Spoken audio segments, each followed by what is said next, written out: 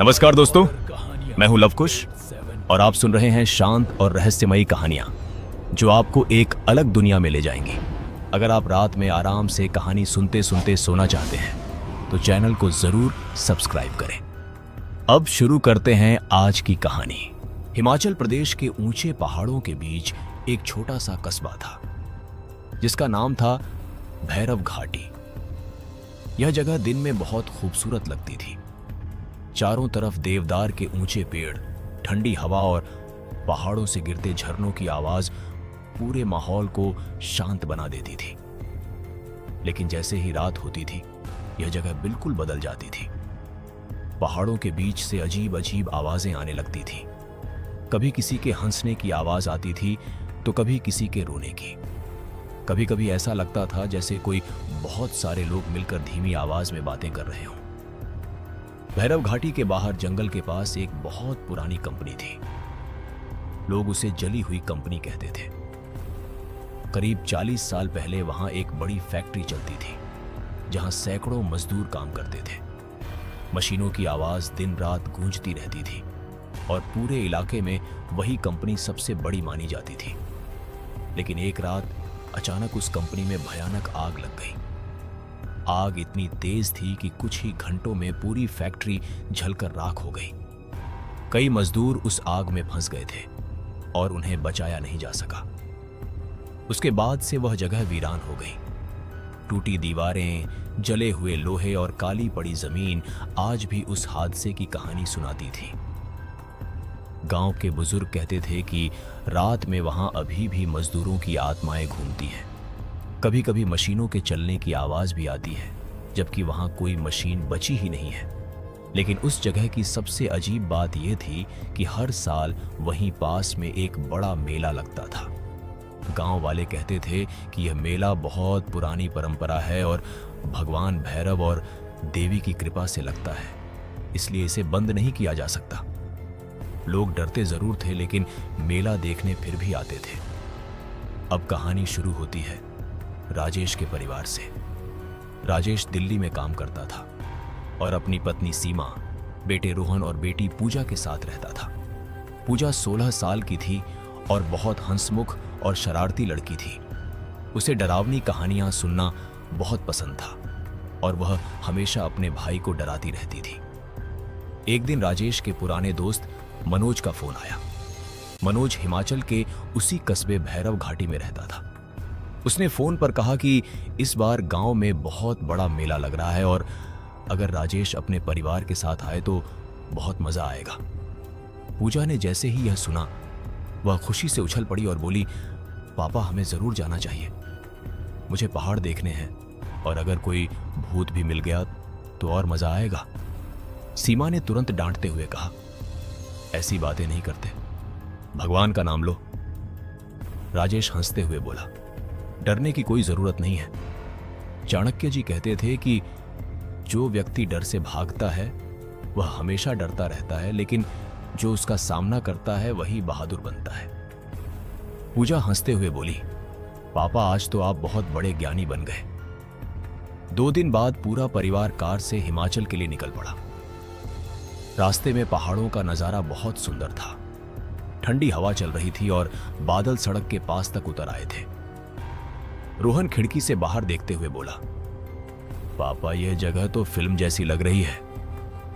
पूजा बोली, बस अब अगर कोई भूत दिख जाए तो पूरी फिल्म बन जाएगी। सीमा ने फिर से उसे डांट दिया। कुछ देर बाद उनकी कार के सामने अचानक एक बूढ़ा साधु आ गया। राजेश ने तुरंत ब्रेक लगाया और कार रोक दी। साधु धीरे धीरे कार के पास आया और बोला, बेटा कहां जा रहे हो? राजेश ने कहा, बाबा हम लोग भैरव घाटी मेला देखने जा रहे हैं। यह सुनते ही साधु का चेहरा अचानक गंभीर हो गया। उसने धीरे से कहा, वहां जली हुई कंपनी के पास मत जाना। राजेश ने हंसकर पूछा, क्यों बाबा, वहां क्या है? साधु बोला, वहां रात में जो मेला लगता है वह हमेशा इंसानों का नहीं होता। कभी कभी वहां ऐसे मेहमान भी आते हैं जो इस दुनिया के नहीं होते।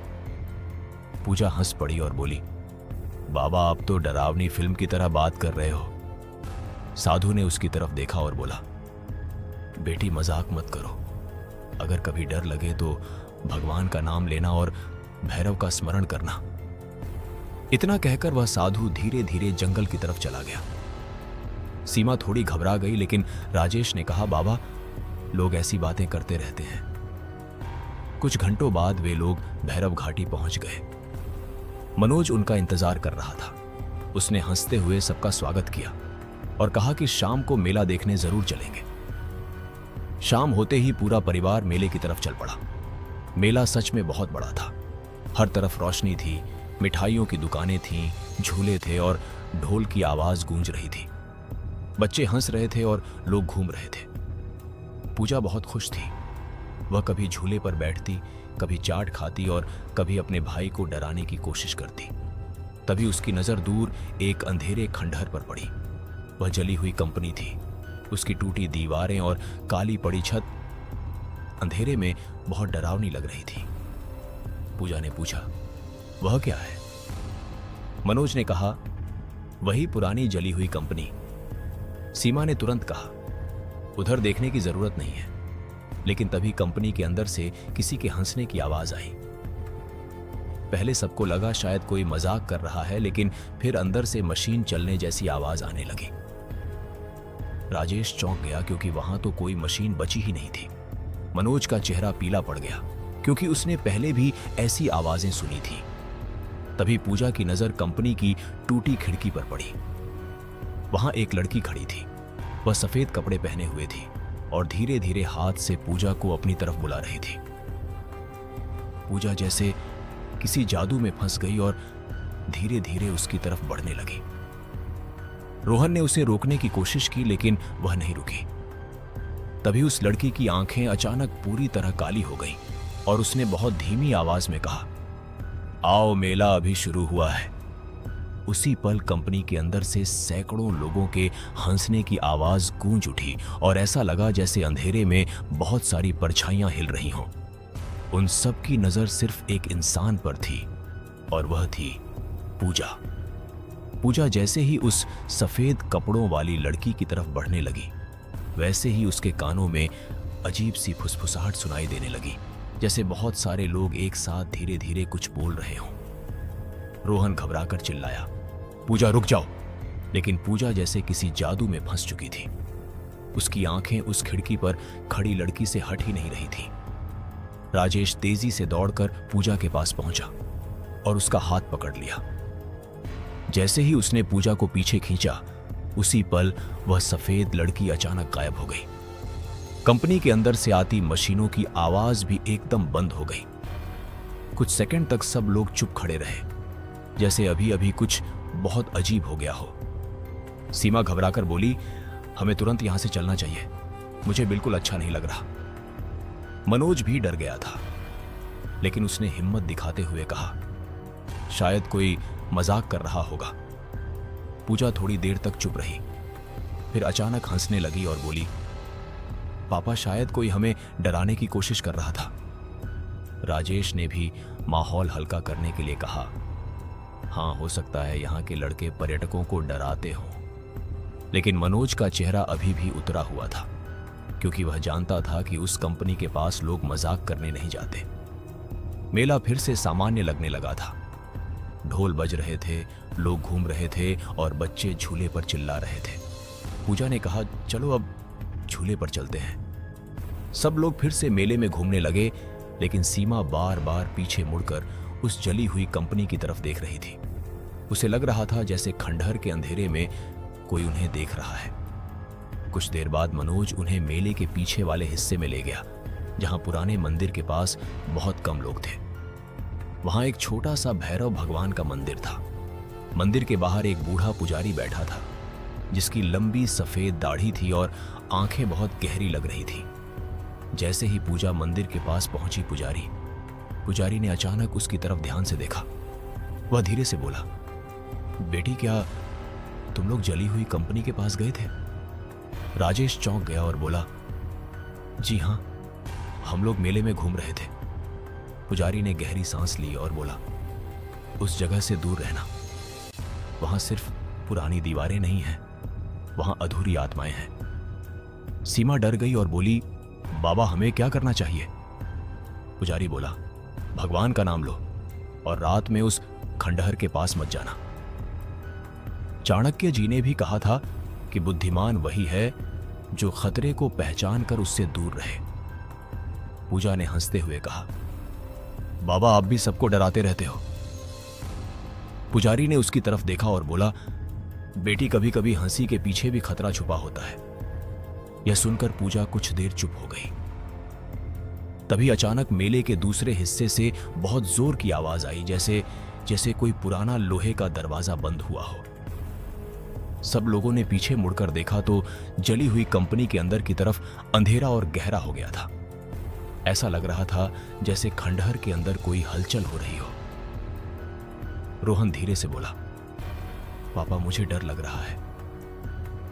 राजेश ने कहा, डरने की कोई बात नहीं है, शायद हवा से कोई चीज गिर गई होगी। लेकिन उसी समय दूर से एक आदमी दौड़ता हुआ आया और जोर जोर से चिल्लाने लगा। वह आदमी मेले के लोगों से कह रहा था कि कंपनी के अंदर से फिर से आवाजें आ रही हैं। लोग थोड़े डर गए, लेकिन कुछ लोग हंसने लगे और बोले, जरूर कोई नाटक होगा। मनोज धीरे से राजेश के पास आया और बोला, एक बात बताऊं, लेकिन डरना मत। राजेश ने पूछा, क्या बात है? मनोज बोला, कई सालों से मेले की रात में उस कंपनी के अंदर अजीब आवाजें आती हैं। कभी मशीनें चलने लगती हैं तो कभी किसी के रोने की आवाज आती है। कुछ लोग कहते हैं कि उस आग में मरे मजदूर आज भी वहां काम करते हैं। राजेश ने कहा, यह सब अंधविश्वास है। लेकिन तभी अचानक हवा बहुत ठंडी हो गई। मेले की कई लाइटें एक साथ टिमटिमाने लगी। ढोल की आवाज भी धीरे धीरे बंद हो गई। कुछ पल के लिए पूरा मेला अजीब सी खामोशी में डूब गया। पूजा ने फिर से उस खंडहर की तरफ देखा। इस बार उसे साफ दिखा कि टूटी खिड़की के पीछे कई परछाइयां खड़ी हैं। ऐसा लग रहा था जैसे बहुत सारे लोग अंधेरे में खड़े होकर मेले को देख रहे हों। अचानक उन परछाइयों में से एक ने धीरे धीरे हाथ उठाया और फिर से पूजा को इशारा किया। पूजा का दिल जोर से धड़कने लगा, लेकिन इस बार उसने खुद को रोक लिया। उसी पल कंपनी के अंदर से बहुत जोर की हंसी गूंज उठी। वह हंसी इंसानों जैसी नहीं थी। वह अजीब और डरावनी थी, जैसे कई लोग एक साथ हंस रहे हों, लेकिन उनकी आवाज टूटती जा रही हो। सीमा डर के मारे राजेश का हाथ पकड़कर बोली, हमें अभी घर चलना चाहिए। राजेश भी अब थोड़ा घबरा गया था। उसने कहा, ठीक है, हम लोग वापस चलते हैं। सब लोग कार की तरफ चलने लगे, लेकिन तभी पूजा ने धीरे से कहा, पापा एक मिनट। राजेश ने पूछा, क्या हुआ? पूजा ने कहा, मुझे ऐसा लगा जैसे किसी ने मेरा नाम लिया। सब लोग रुक गए। कुछ सेकंड तक चारों तरफ सन्नाटा रहा। फिर दूर से वही धीमी आवाज आई, पूजा पूजा पूजा। यह आवाज जली हुई कंपनी के अंदर से आ रही थी। रोहन डरकर बोला, पापा चलो यहां से। लेकिन तभी मेले की सारी लाइटें अचानक एक साथ बुझ गईं। पूरा इलाका अंधेरे में डूब गया। लोग घबराकर चिल्लाने लगे। उसी अंधेरे में फिर से वही आवाज गूंजी, आओ। मेला अभी खत्म नहीं हुआ। और उस अंधेरे में ऐसा लगा जैसे जली हुई कंपनी की तरफ से बहुत सारे कदमों की आवाज मेले की तरफ बढ़ रही हो। जैसे ही मेले की सारी लाइटें बुझीं, पूरा मैदान गहरे अंधेरे में डूब गया। लोगों की चीखें और भागने की आवाजें चारों तरफ गूंजने लगीं। किसी को समझ नहीं आ रहा था कि अचानक क्या हो गया। सीमा ने डर के मारे राजेश का हाथ कसकर पकड़ लिया और रोहन अपनी बहन पूजा के पीछे खड़ा हो गया। अंधेरे में सिर्फ पहाड़ों से टकराकर आती ठंडी हवा की आवाज सुनाई दे रही थी। तभी जली हुई कंपनी की तरफ से बहुत सारे कदमों की आवाज आने लगी, जैसे कोई भीड़ धीरे धीरे मेले की तरफ बढ़ रही हो। राजेश ने अपनी जेब से मोबाइल निकालकर टॉर्च ऑन की। हल्की सी रोशनी चारों तरफ फैल गई, लेकिन उस रोशनी में भी अजीब सा डर छिपा हुआ था। मनोज धीरे से बोला, राजेश हमें यहां से निकल जाना चाहिए, यह ठीक नहीं लग रहा। तभी अचानक दूर से किसी आदमी की जोर से हंसने की आवाज आई। वह हंसी इतनी अजीब थी कि सुनते ही कई लोगों के रोंगटे खड़े हो गए। पूजा ने घबराकर पूछा, यह कौन हंस रहा है? मनोज ने धीरे से कहा, मुझे नहीं पता, लेकिन यह इंसान की हंसी नहीं लगती। तभी अचानक मेले की कुछ लाइटें फिर से जल उठीं, लेकिन इस बार उनका रंग पीला और कमजोर था। उस हल्की रोशनी में लोगों ने देखा कि जली हुई कंपनी के गेट के पास कई परछाइयां खड़ी हैं। ऐसा लग रहा था जैसे बहुत सारे लोग वहां खड़े होकर मेले को देख रहे हों, लेकिन अजीब बात यह थी कि उनमें से कोई भी हिल नहीं रहा था। सब लोग बस खामोशी से खड़े थे। सीमा घबराकर बोली, राजेश, चलो यहां से अभी। राजेश भी अब डरने लगा था, लेकिन वह अपने परिवार के सामने हिम्मत दिखा रहा था। उसने कहा, सब लोग कार की तरफ चलो। वे लोग धीरे धीरे आगे बढ़ने लगे। तभी अचानक पूजा ने पीछे मुड़कर देखा और उसकी सांस अटक गई। जली हुई कंपनी के गेट के पास खड़ी परछाइयों में से एक धीरे धीरे आगे बढ़ रही थी। वह वही सफेद कपड़ों वाली लड़की थी जो पहले खिड़की पर दिखी थी। उसका चेहरा पीला था और उसकी आंखें पूरी तरह काली थीं। वह धीरे धीरे चलते हुए मेले की तरफ आ रही थी। पूजा डर के मारे चिल्ला पड़ी, पापा। वह फिर से आ गई। राजेश ने मुड़कर देखा, लेकिन जैसे ही उसने देखा वह लड़की अचानक गायब हो गई। मनोज बोला, क्या हुआ? पूजा ने कांपती आवाज में कहा, वही लड़की, वही मुझे बुला रही थी। तभी अचानक जली हुई कंपनी के अंदर से मशीनों के चलने की तेज आवाज आने लगी, जैसे कोई पुरानी फैक्ट्री फिर से शुरू हो गई हो। लोहे के टकराने की आवाज और भारी मशीनों की गड़गड़ाहट पूरे इलाके में गूंजने लगी। मेले में मौजूद कई लोग डरकर भागने लगे। कुछ लोग भगवान का नाम लेने लगे। एक बूढ़ा आदमी जोर से चिल्ला रहा था, भैरव बाबा का नाम लो, सब ठीक हो जाएगा। सीमा ने भी घबराकर भगवान का नाम लेना शुरू कर दिया। राजेश ने पूजा और रोहन को अपने पास खींच लिया। उसी समय मेले के मंदिर वाले पुजारी भी वहां आ गए। उन्होंने जोर से कहा, कोई भी उस कंपनी की तरफ मत देखो और भगवान भैरव का नाम लो। लोग डर के मारे मंत्र बोलने लगे, लेकिन उसी समय अचानक जमीन हल्की सी कांपने लगी। ऐसा लग रहा था जैसे खंडहर के अंदर कुछ भारी चीज चल रही हो। पूजा ने धीरे से कहा, पापा, मुझे ऐसा लग रहा है जैसे कोई मुझे देख रहा है। राजेश ने उसे अपने पास खींच लिया और बोला, कुछ नहीं है बेटा, बस डर का असर है। लेकिन तभी अचानक मेले के बीचों बीच खड़े एक पुराने झूले ने अपने आप घूमना शुरू कर दिया। उसमें कोई बैठा नहीं था, फिर भी वह धीरे धीरे घूम रहा था और उसके लोहे की चेन डरावनी आवाज कर रही थी। लोग यह देखकर और ज्यादा डर गए। मनोज धीरे से बोला, राजेश, यह सब पहले कभी नहीं हुआ। लगता है इस बार कुछ ज्यादा ही बुरा होने वाला है। तभी अचानक जली हुई कंपनी के गेट पर खड़ी परछाइयां एक एक करके आगे बढ़ने लगी।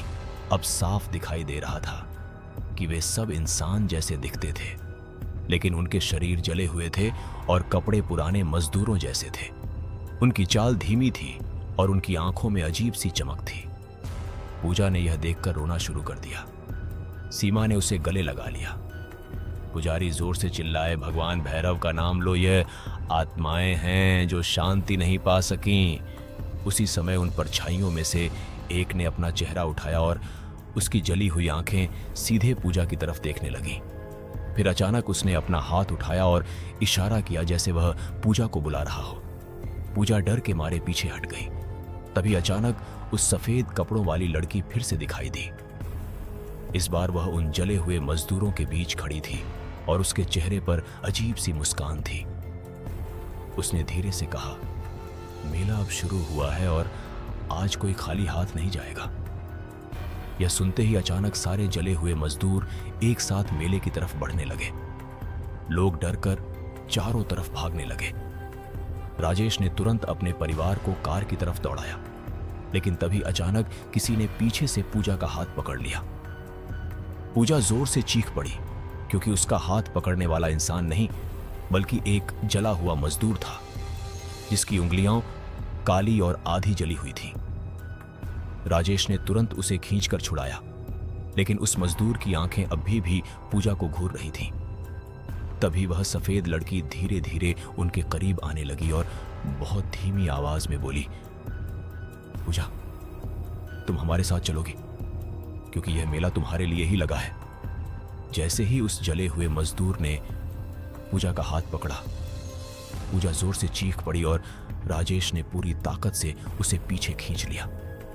उस मजदूर का हाथ जैसे ही छूटा, वह धीरे धीरे पीछे हट गया, लेकिन उसकी जली हुई आंखें अभी भी पूजा को घूर रही थीं। उसी समय सफेद कपड़ों वाली लड़की भी उनके बिल्कुल पास आ गई। उसके चेहरे पर अजीब सी मुस्कान थी और उसकी काली आंखें सीधे पूजा पर टिकी हुई थीं। सीमा डर के मारे कांप रही थी और रोहन अपनी बहन का हाथ पकड़कर खड़ा था। पुजारी दूर से जोर जोर से भगवान भैरव का नाम ले रहे थे और लोगों से भी वही करने को कह रहे थे। राजेश ने तुरंत अपने परिवार को पकड़कर कार की तरफ दौड़ना शुरू किया। चारों तरफ भगदड़ मच गई थी। लोग चिल्ला रहे थे, बच्चे रो रहे थे और कई दुकानदार अपनी दुकानें छोड़कर भाग रहे थे। लेकिन सबसे अजीब बात यह थी कि जली हुई कंपनी के खंडहर से निकलकर आए जले हुए मजदूर धीरे धीरे मेले की तरफ बढ़ते जा रहे थे। उनकी चाल बहुत धीमी थी, लेकिन उनका डर इतना भयानक था कि लोग उन्हें देखते ही भागने लगते थे। राजेश ने किसी तरह अपने परिवार को कार तक पहुंचाया और जल्दी से दरवाजा खोला। सब लोग अंदर बैठ गए। सीमा बार बार भगवान का नाम ले रही थी और रोहन डर के मारे खिड़की से बाहर देखने की हिम्मत भी नहीं कर रहा था। राजेश ने जल्दी से कार स्टार्ट की और मेले से बाहर निकलने लगा। लेकिन जैसे ही कार मेले के मैदान से बाहर निकलने लगी, अचानक सामने सड़क पर वही सफेद कपड़ों वाली लड़की खड़ी दिखाई दी। राजेश ने तुरंत ब्रेक लगाया और कार रुक गई। वह लड़की बिल्कुल शांत खड़ी थी और धीरे धीरे मुस्कुरा रही थी। उसकी आंखें फिर से पूरी तरह काली हो चुकी थी। पूजा ने डर के मारे आंखें बंद कर ली। मनोज भी, जो दूसरी कार से पीछे आ रहा था, वह भी रुक गया। कुछ पल तक सब लोग खामोश बैठे रहे। फिर अचानक वह लड़की धीरे धीरे हवा में धुंध की तरह गायब हो गई। राजेश ने तुरंत कार आगे बढ़ाई और मेले से दूर निकल गया। कुछ देर बाद वे लोग मनोज के घर पहुंच गए, जो गांव के अंदर था। घर पहुंचते ही सीमा ने राहत की सांस ली, लेकिन उसका डर अभी भी खत्म नहीं हुआ था। मनोज की मां ने दरवाजा खोला और सबको अंदर बुलाया। उन्होंने पूछा, क्या हुआ, तुम लोग इतने घबराए हुए क्यों हो? मनोज ने जल्दी जल्दी सारी बात बता दी। बूढ़ी मां कुछ देर तक चुप रही, फिर धीरे से बोली, लगता है इस बार पुरानी आत्माएं फिर से जाग गई हैं। यह सुनकर राजेश चौंक गया और बोला, आप क्या कह रही हैं? मनोज की मां बोली, बेटा, बहुत साल पहले जब वह कंपनी जली थी, तब कई मजदूर अंदर फंस गए थे।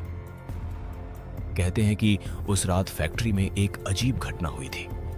कुछ लोग कहते हैं कि वहां एक लड़की भी थी जो उस आग में मारी गई थी और उसकी आत्मा अभी भी उस जगह भटकती है। पूजा यह सुनकर चुप हो गई, क्योंकि वही लड़की उसे बार बार दिखाई दे रही थी। तभी अचानक घर की लाइट हल्की हल्की टिमटिमाने लगी। सीमा घबराकर बोली, यह क्या हो रहा है? मनोज ने कहा, शायद बिजली का प्रॉब्लम होगा। लेकिन उसी समय बाहर से किसी के कदमों की आवाज आने लगी, जैसे कोई घर के बाहर धीरे धीरे चल रहा हो। सब लोग चुप हो गए। आवाज बिल्कुल साफ सुनाई दे रही थी। कोई दरवाजे के पास आकर रुक गया था। रोहन डरकर बोला, पापा, बाहर कौन है? राजेश ने हिम्मत करके दरवाजे के पास जाकर पूछा, कौन है? लेकिन बाहर से कोई जवाब नहीं आया। तभी अचानक दरवाजे पर बहुत धीरे धीरे 3 बार दस्तक हुई। थक थक थक। सीमा डर के मारे कांपने लगी। मनोज ने धीरे से खिड़की से बाहर झांकने की कोशिश की, लेकिन जैसे ही उसने देखा, उसका चेहरा सफेद पड़ गया। राजेश ने पूछा, क्या हुआ? मनोज धीरे से बोला, बाहर वही लड़की खड़ी है। यह सुनते ही पूजा का दिल जोर से धड़कने लगा। तभी बाहर से बहुत धीमी आवाज आई, जो सीधे पूजा का नाम ले रही थी। पूजा, बाहर आओ, मेला अभी खत्म नहीं हुआ, हम तुम्हारा इंतजार कर रहे हैं। ये आवाज सुनकर सीमा रोने लगी और बोली, भगवान हमारी रक्षा करो। तभी मनोज की बूढ़ी मां जोर से बोली, कोई भी दरवाजा मत खोलना और भगवान का नाम लो। उन्होंने तुरंत एक छोटी सी घंटी उठाई और भैरव भगवान का नाम लेते हुए मंत्र बोलने लगी। घर के अंदर माहौल अचानक बहुत भारी हो गया था। बाहर से ठंडी हवा चल रही थी और दरवाजे पर खड़ी वह परछा और परछाई धीरे धीरे खिड़की के पास आने लगी। पूजा ने डरते डरते खिड़की की तरफ देखा और उसकी सांस रुक गई। खिड़की के बाहर वही सफेद लड़की खड़ी थी और इस बार उसके पीछे कई जले हुए मजदूर भी खड़े थे।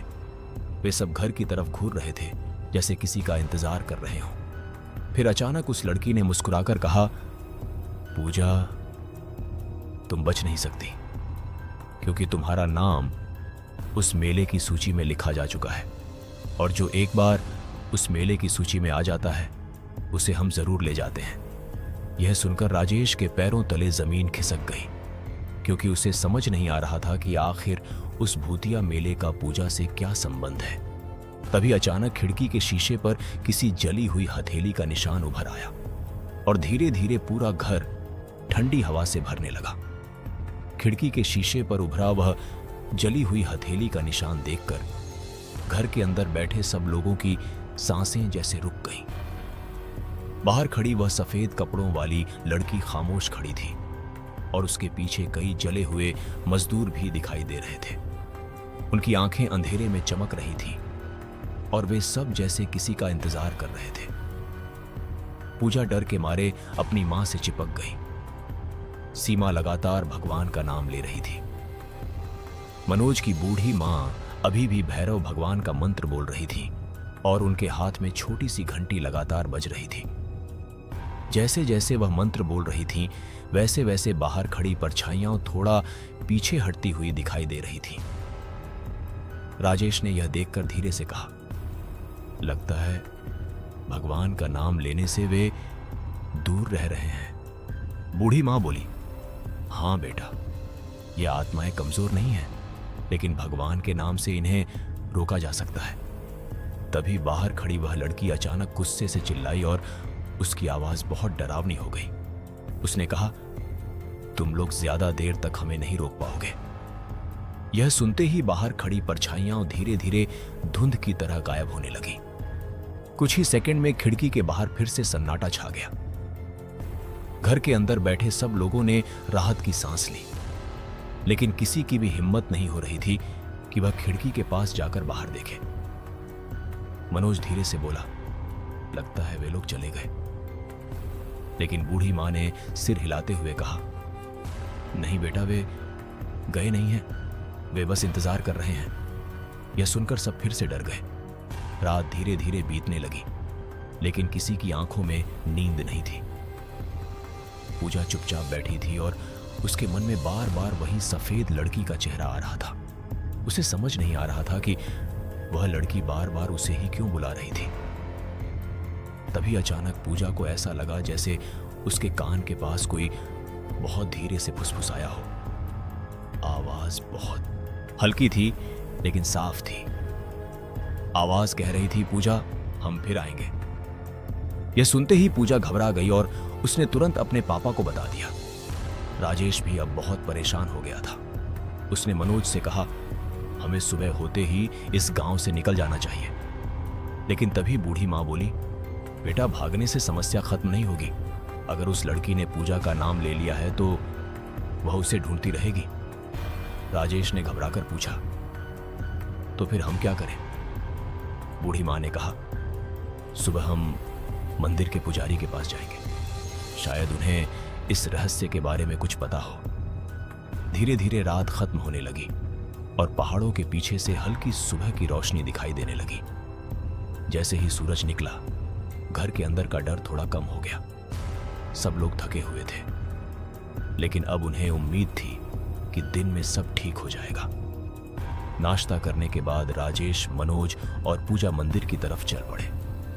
सीमा और रोहन घर पर ही रुक गए। मंदिर गांव से थोड़ा दूर पहाड़ी पर था। जब वे वहां पहुंचे तो वही बूढ़े पुजारी मंदिर के बाहर बैठे थे। जैसे ही उन्होंने पूजा को देखा, उनका चेहरा गंभीर हो गया। उन्होंने धीरे से कहा, मुझे पता था तुम लोग फिर आओगे। राजेश ने तुरंत सारी बात बता दी कि रात में क्या क्या हुआ। पुजारी कुछ देर तक चुप रहे, फिर बोले, जिस लड़की को तुमने देखा है वह इस दुनिया की नहीं है। बहुत साल पहले जब वह कंपनी जली थी तब वहां एक मजदूर की बेटी भी थी जिसका नाम गीता था। वह अपने पिता से मिलने फैक्ट्री आई थी, लेकिन उसी रात आग लग गई और वह भी अंदर फंस गई। कहते हैं कि उसकी आत्मा उस जगह से कभी मुक्त नहीं हो सकी। लेकिन बात सिर्फ इतनी नहीं है, पुजारी ने आगे कहा। उस आग में मरने वाले मजदूरों की आत्माएं हर साल मेले की रात जाग जाती हैं और किसी एक इंसान को अपने साथ ले जाने की कोशिश करती है ताकि उन्हें शांति मिल सके। राजेश यह सुनकर कांप गया और बोला, लेकिन वे पूजा को ही क्यों ले जाना चाहते हैं? पुजारी ने पूजा की तरफ ध्यान से देखा और फिर धीरे से कहा, क्योंकि शायद उसका भाग्य उस जगह से जुड़ चुका है। यह सुनकर पूजा डर गई। तभी अचानक मंदिर के अंदर लगी घंटी अपने आप बजने लगी। सब लोग चौंक गए क्योंकि वहां कोई नहीं था। पुजारी ने तुरंत भगवान का नाम लिया और मंदिर के अंदर चले गए। राजेश और मनोज भी पीछे पीछे गए। मंदिर के अंदर हवा अचानक बहुत ठंडी हो गई थी। पुजारी ने धीरे से कहा, लगता है वे आत्माएं दिन में भी कमजोर होकर यहां तक आ गई हैं। उसी समय मंदिर के दरवाजे पर किसी के कदमों की आवाज सुनाई दी। सबने मुड़कर देखा तो मंदिर के बाहर वही सफेद कपड़ों वाली लड़की खड़ी थी। इस बार उसका चेहरा पहले से ज्यादा डरावना था और उसकी आंखों से काला धुआं निकलता हुआ सा लग रहा था। उसने धीरे धीरे मुस्कुराते हुए कहा, पूजा, तुम हमसे बच नहीं सकती। आज रात मेला फिर लगेगा और इस बार हम तुम्हें अपने साथ जरूर ले जाएंगे, क्योंकि जो नाम उस मेले की सूची में लिख दिया जाता है वह कभी मिटाया नहीं जाता। यह कहकर वह लड़की धीरे धीरे नीति ने धुंध में बदल गई और गायब हो गई। लेकिन उसके जाने के बाद भी मंदिर के अंदर ठंडी हवा चलती रही। राजेश अब पूरी तरह समझ चुका था कि उसके परिवार पर बहुत बड़ा खतरा मंडरा रहा है और अगर आज रात तक कोई उपाय नहीं मिला तो शायद पूजा को बचाना बहुत मुश्किल हो जाएगा। मंदिर के दरवाजे पर खड़ी उस सफेद लड़की के गायब होते ही पूरा मंदिर कुछ देर तक सन्नाटे में डूबा रहा। हवा इतनी ठंडी हो गई थी कि पूजा के हाथ कांपने लगे। राजेश ने तुरंत अपनी बेटी को अपने पास खींच लिया और घबराकर पुजारी की तरफ देखने लगा। पुजारी की आंखें बंद थीं और वह भगवान भैरव का नाम लेते हुए धीरे धीरे मंत्र बोल रहे थे। कुछ देर बाद उन्होंने आंखें खोली और गहरी सांस ली। फिर बोले, बेटा, अब समय बहुत कम है। अगर आज रात तक हम कुछ नहीं कर पाए तो वे आत्माएं पूजा को अपने साथ ले जाने की पूरी कोशिश करेंगी। यह सुनकर राजेश का दिल जैसे बैठ गया। उसने घबराकर पूछा, बाबा, हमें क्या करना होगा? पुजारी ने धीरे से कहा, उस जली हुई कंपनी का राज समझना होगा। जब तक हमें यह पता नहीं चलेगा कि वहां की आत्माएं क्यों भटक रही हैं, तब तक उन्हें शांत नहीं किया जा सकता। मनोज ने धीरे से कहा, लेकिन वहां जाना तो बहुत खतरनाक है। पुजारी ने गंभीर आवाज में कहा, हाँ, खतरनाक है, लेकिन कभी कभी डर का सामना करना ही पड़ता है। चाणक्य जी भी कहते थे कि जो व्यक्ति संकट से भागता है वह संकट को और बड़ा बना देता है। यह सुनकर राजेश ने हिम्मत जुटाई और बोला, ठीक है बाबा, अगर पूजा को बचाने के लिए वहां जाना पड़े तो मैं जाऊंगा। पूजा यह सब सुनकर चुप थी, लेकिन उसके मन में बहुत डर था। फिर भी उसने धीरे से कहा, पापा, मैं भी आपके साथ चलूंगी। राजेश ने तुरंत मना किया, लेकिन पुजारी ने कहा, उसे साथ ले जाना जरूरी होगा क्योंकि आत्माएं उसी से जुड़ी हुई हैं। इसके बाद पुजारी ने मंदिर से एक छोटी सी राख की डिब्बी निकाली और राजेश को देते हुए बोले, इसे अपने पास रखना, यह पवित्र भस्म है। अगर आत्माएं करीब आए तो इसे जमीन पर छिड़क देना। फिर उन्होंने पूजा के माथे पर भस्म का तिलक लगाया और भगवान का नाम लेने को कहा। इसके बाद सब लोग मंदिर से बाहर निकल आए। दोपहर का समय था, लेकिन पहाड़ों के बीच अजीब सा सन्नाटा था। ऐसा लग रहा था जैसे पूरा गांव भी किसी अनहोनी का इंतजार कर रहा हो। राजेश और मनोज धीरे धीरे उस जली हुई कंपनी की तरफ बढ़ने लगे। पूजा भी उनके साथ थी और उसके दिल की धड़कन तेज होती जा रही थी। जैसे जैसे वे खंडहर के पास पहुंचते गए, हवा और ठंडी होती गई। कंपनी का टूटा हुआ गेट सामने दिखाई देने लगा। जंग लगा लोहे का गेट आधा टूटा हुआ था और उसके पीछे जली हुई दीवारें खड़ी थीं। जमीन पर पुराने लोहे के टुकड़े और जले हुए पत्थर पड़े थे। राजेश ने गहरी सांस ली और धीरे से अंदर कदम रखा। अंदर जाते ही उन्हें ऐसा लगा जैसे अचानक तापमान और गिर गया हो। मनोज ने डरते हुए चारों तरफ देखा। दीवारों पर अब भी आग के काले निशान थे और कई जगहों पर जले हुए लोहे के ढांचे पड़े थे। अचानक पूजा रुक गई। उसने धीरे से कहा, पापा, मुझे ऐसा लग रहा है जैसे कोई हमें देख रहा है। राजेश ने इधर उधर देखा, लेकिन वहां कोई दिखाई नहीं दे रहा था। तभी अचानक अंदर कहीं से बहुत हल्की आवाज आई, जैसे कोई पुरानी मशीन धीरे धीरे चल रही हो। मनोज घबराकर बोला, यह आवाज फिर से आ रही है। वे लोग धीरे धीरे उस आवाज की दिशा में बढ़ने लगे। कुछ कदम आगे बढ़ते ही उन्हें जमीन पर कुछ पुराने कागज पड़े दिखाई दिए। राजेश ने उनमें से एक उठाया। वह कंपनी के पुराने रिकॉर्ड थे। उनमें मजदूरों के नाम लिखे थे, लेकिन एक पन्ने पर लाल स्याही से एक अजीब सूची बनी हुई थी, जिसमें कुछ नामों के आगे निशान लगा हुआ था। राजेश ने ध्यान से देखा तो उसकी सांस रुक गई, क्योंकि उस सूची के आखिर में एक नाम नया लिखा हुआ था। वह नाम था पूजा। यह देखकर उसके हाथ कांपने लगे। मनोज ने भी वह कागज देखा और डर के मारे पीछे हट गया। पूजा ने जब अपना नाम देखा तो उसका चेहरा पीला पड़ गया। तभी अचानक उनके पीछे से किसी के धीमे कदमों की आवाज आई। तीनों ने मुड़कर देखा तो कंपनी के अंधेरे हिस्से में कई परछाइयां खड़ी दिखाई दी। धीरे धीरे वे परछाइयां साफ होने लगीं और पता चला कि वे वही जले हुए मजदूर हैं। उनकी आंखें खाली थीं और शरीर आधा जला हुआ था। वे सब धीरे धीरे आगे बढ़ रहे थे। पूजा डर के मारे पीछे हटने लगी। तभी अचानक उनके बीच से वही सफेद कपड़ों वाली लड़की सामने आ गई। इस बार उसका चेहरा पहले से ज्यादा डरावना था और उसकी मुस्कान बहुत अजीब थी। उसने धीरे धीरे कहा, तुम्हें यहां आना ही था, क्योंकि अब खेल का आखिरी हिस्सा शुरू होने वाला है। राजेश ने तुरंत अपनी जेब से वह भस्म निकाली और जमीन पर छिड़क दी। जैसे ही भस्म जमीन पर गिरी, जले हुए मजदूर अचानक रुक गए, जैसे कोई अदृश्य दीवार उनके सामने खड़ी हो गई हो। लेकिन वह सफेद लड़की वहीं खड़ी रही और उसकी आंखें और ज्यादा काली हो गईं। उसने धीरे से कहा, यह सब तुम्हें ज्यादा देर तक नहीं बचा पाएगा, क्योंकि आज रात मेला फिर लगेगा और आज रात उस सूची का आखिरी नाम पूरा किया जाएगा। यह सुनते ही अचानक कंपनी के अंदर की हवा जोर से घूमने लगी और टूटी हुई मशीनें अपने आप हिलने लगीं। ऐसा लग रहा था जैसे पूरा खंडहर जाग उठा हो।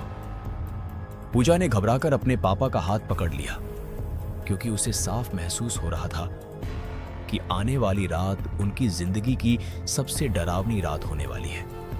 जली हुई कंपनी के अंदर खड़ी वह सफेद कपड़ों वाली लड़की जैसे ही यह कहकर गायब हुई कि रात में मेले का आखिरी खेल शुरू होगा, पूरा खंडहर कुछ पल के लिए खामोश हो गया। हवा में अजीब सी ठंडक फैल गई थी और टूटी हुई मशीनें धीरे धीरे रुक गई थीं। राजेश ने तुरंत पूजा का हाथ पकड़ा और कहा, हमें यहां से अभी निकलना होगा। मनोज भी डर के मारे बार बार पीछे देख रहा था, क्योंकि उसे लग रहा था कि कोई परछाई उनका पीछा कर रही है। तीनों जल्दी जल्दी कंपनी के टूटे गेट से बाहर निकल आए। बाहर आकर उन्होंने राहत की सांस ली, लेकिन उनके दिल में डर और बढ़ चुका था, क्योंकि अब उन्हें पता चल गया था कि रात में कुछ बहुत बड़ा होने वाला है। वे लोग सीधे मंदिर के पुजारी के पास वापस पहुंचे। पुजारी मंदिर के सामने बैठे हुए थे, जैसे उन्हें पहले से पता था कि वे लोग वापस आने वाले हैं। राजेश ने तुरंत वह कागज पुजारी को दिखाया, जिसमें मजदूरों के नाम और आखिर में पूजा का नाम लिखा हुआ था। पुजारी ने वह कागज देखते ही गहरी सांस ली और बोले, यही वह सूची है जिसके बारे में मैंने सुना था। कई साल पहले उस फैक्ट्री में एक गुप्त परंपरा चलती थी। मजदूरों के बीच एक अजीब मान्यता थी कि हर साल मेले की रात एक आत्मा को अपने साथ ले जाने से बाकी आत्माओं को शांति मिलती है। लेकिन उस रात आग लगने के बाद वह परंपरा अधूरी रह गई और सभी आत्माएं भटकती रह गईं। तभी से हर साल मेले की रात वे किसी एक इंसान को चुनने की कोशिश करती हैं। राजेश ने घबराकर पूछा, लेकिन पूजा का नाम उस सूची में कैसे आ गया? पुजारी ने धीरे से कहा, शायद उस लड़की की आत्मा ने उसे चुन लिया है, क्योंकि वही आत्मा इस मेले की अगुवाई करती है। मनोज ने डरते हुए पूछा, अब क्या किया जा सकता है? पुजारी कुछ देर सोचते रहे, फिर बोले, अगर हमें पूजा को बचाना है तो आज रात मेले के समय हमें उस आत्मा का सामना करना होगा और उस आग की सच्चाई को खत्म करना होगा जिसने इन आत्माओं को बांध रखा है।